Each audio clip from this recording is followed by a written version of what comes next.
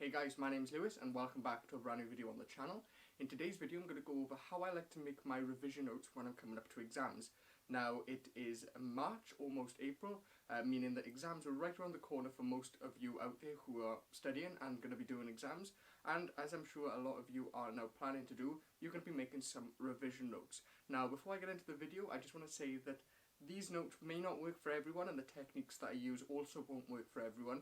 But maybe if there's some of you out there who are really struggling to make revision notes, may find that this is actually quite useful, and you may pick up a few techniques and a few little tips and tricks that I like to use in order to make my productivity a lot better when it comes to making notes.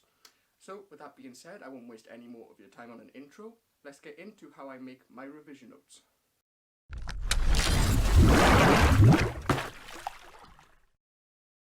Alright, so in order for me to show you the way that I like to make my revision notes, I'm going to be using my physics file for my AS and A levels.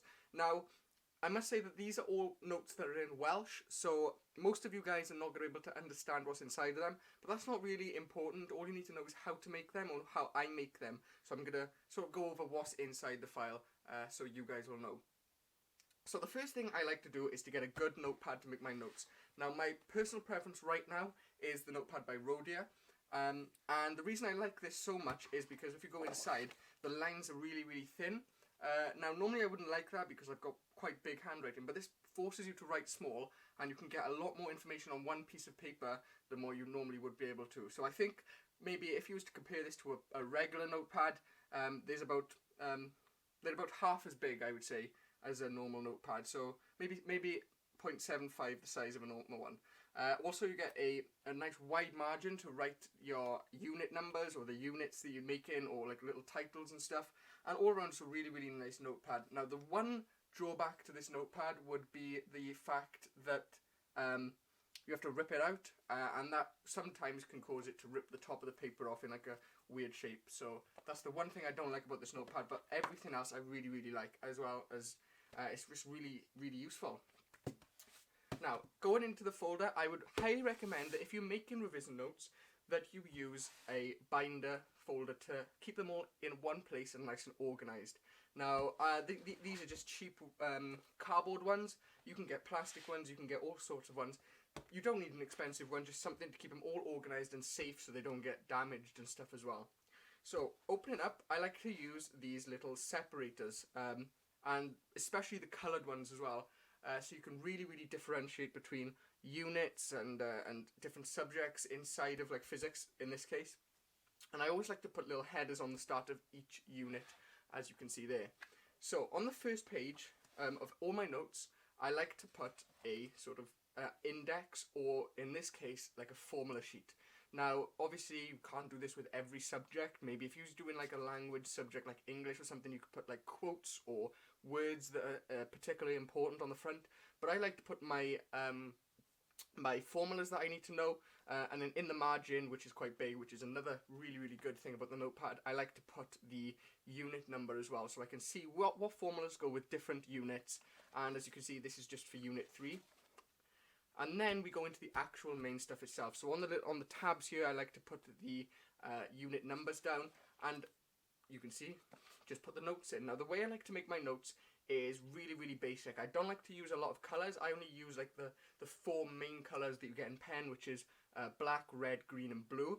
And I use them in a very particular way so that it's very consistent with all my notes. So the majority of my notes, as you can see, are in black pen. That's the pen that I use to write the most. Then I put all of my formulas in red. I define the terms in the formula with green, and then sort of like subtitles then, or words that I need to find in blue. So that's consistent with most of these notes. Sometimes I change it, but usually it's consistent. Now, the way I like to put this is I try to put as much information on the page without cramming it in. So that's a big part of making revision notes and making good revision notes, is you want to be able to understand them yourself. Now, I know a lot of people like to make really flashy revision notes and really fancy ones where you've got loads of colours and loads of diagrams and stuff. And while that could help for a lot of people, I personally find that just going straight basic and having the least amount of information with that's really useful is the best way to go, so you don't have to remember as much. Now, in terms of having these formulas defined on here, obviously with other subjects, you're not going to have formulas to remember or anything. So I would recommend that you change the colours up for certain things. Maybe for a language, you could use red for quotes, and then green.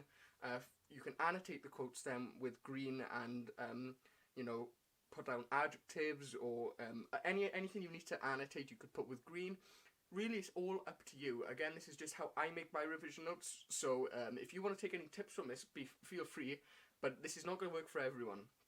So going through the notes, then you can see I do put quite a few diagrams down, but I don't spend too much time. Now that's one of the biggest tips that I would give to anyone making revision notes, is don't spend too much time making really nice diagrams. If diagrams are something that you need to do in your revision notes. The big piece of information I would give is, or advice I'd give, is that the revision notes only have to make sense to you, and you have to just, obviously you've got to make them clear and understandable, so a few months down the line when you come into actually revising the stuff, you obviously remember what you was writing down, but they don't have to be professional quality diagrams. This is really basic diagrams that I put down here, but I can remember exactly what I was trying to put down. Now, as you can see, that's the first unit done, and I separate it off with another separator. And we go into some more revision notes. Now, this one, you can see it's got a few more red markings, which means there's a few more formulas that I've got to learn. And going on further, more diagrams, more graphs. Now, obviously you won't have graphs in every subject, but you could still have enough space on the page in order to put whatever you would like down. Now, obviously certain subjects are going to be different. I take geography as well, which is a lot different to physics, but I still try to stay as consistent as possible, especially with titles and stuff like that. And talking about titles, if I go on to my next unit, you can see that I keep my titles very similar across all of them. So I put the physics revision notes first, then I put the unit number and then the name of the unit. Now that helps me if I, for instance, didn't have these separators in. I could, as you will see later on, I can staple them together and then also be able to differentiate between each of my revision notes. Then, as you can see, if we go on to the next unit of work, it's the same again. So this is unit 4.